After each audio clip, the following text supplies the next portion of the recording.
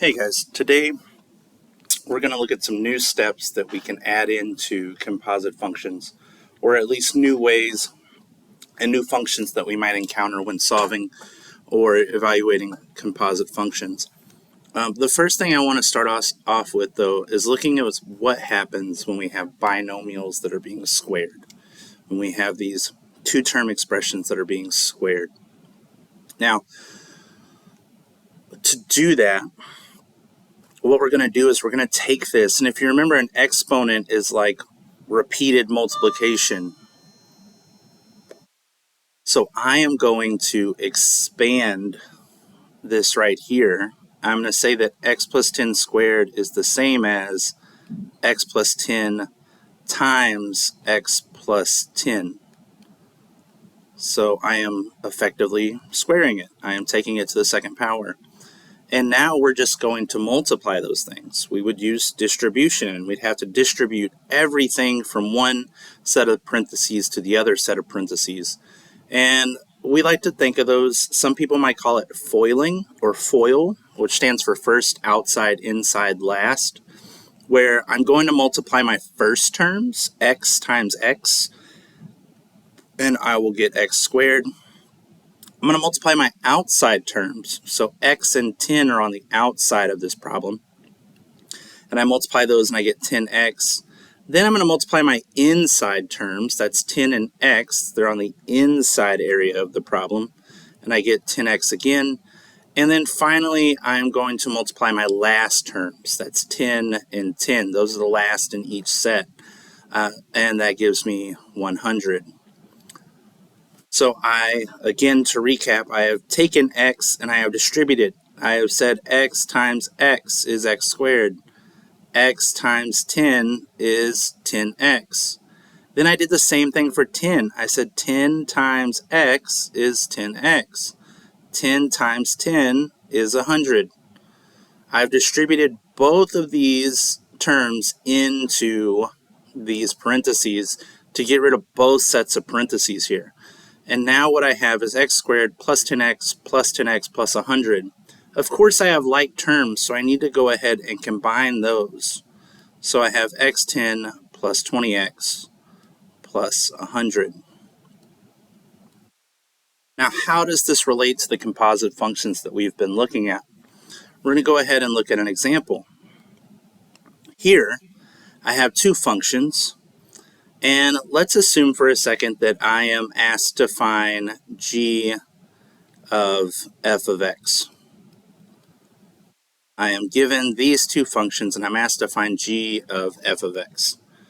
So remember, whatever's listed in the first part of my function here in function notation, that is the function that I am going to keep, and ultimately I am going to substitute in f of x into g of x. So I will keep my g, and everywhere that I see x, I'm going to replace it with 2x minus 7. That's f of x. Okay, so now we have 3x squared, so 2x minus 7 squared minus 5x minus 5, 2x minus 7, and minus 7. And that is the whole problem with substitution. We have taken f of x and effectively replaced all of the x values in g of x with that function. From here, we can evaluate. We can evaluate and simplify. Now, whenever we are simplifying, you'll notice that we have 3 times 2x minus 7 squared. The exponent has to be taken care of first. So we can take a small break from the overall problem and we can take care of this 2x minus 7 squared. So just that small break, 2x minus 7 squared. So I've expanded it, right?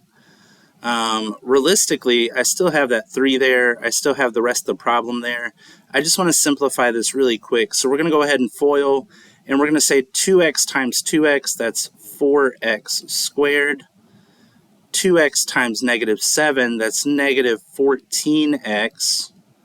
Negative 7 times 2, that's negative 14x. And then negative 7 times negative 7 is positive 49. Make sure to pay attention to your signs when you are multiplying, okay? And this here is almost simplified. We have 4x, negative 14 and negative 14 is negative 28x plus 49. This is what's going to go back right here. This is how we are going to get rid of that square. So now my problem looks like this. Now I have 3 and in parentheses 4x minus 28x plus 49. My parentheses aren't gone, but my exponent is minus 5, 2x minus 7, all subtracted by 7. There we go.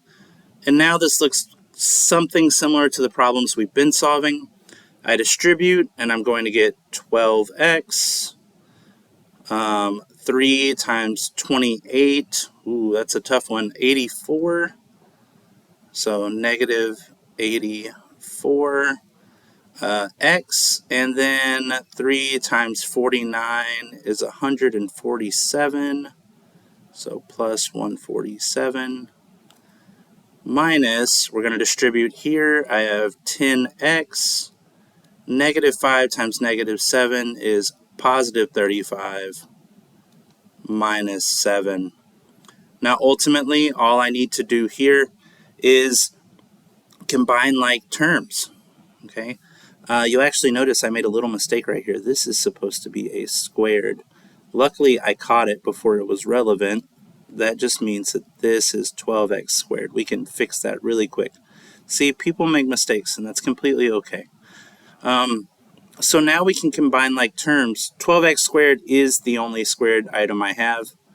Oh, my pen got stuck. Love when that happens. Okay. 12x squared is the only squared item that we have. We have negative 84x and negative 10x. So we can put those together to give us a whopping negative 94x. And then we have 3 terms here, 147, positive 35, and negative 7. And my pen once again got stuck. I don't know what's going on there. And negative 7. Sorry about that. I can take the 7 away from 147. That gives me 140. And then 140 plus 35 is 175. And there is my simplified composite function. So the big change from what we have been doing is now we'll have to square some of our items, which means that we'll have to FOIL to get a simplified trinomial, and then from there we'll be able to distribute and solve like we have been. I hope this helps. Again, we're going to have some time to practice. Have a great day.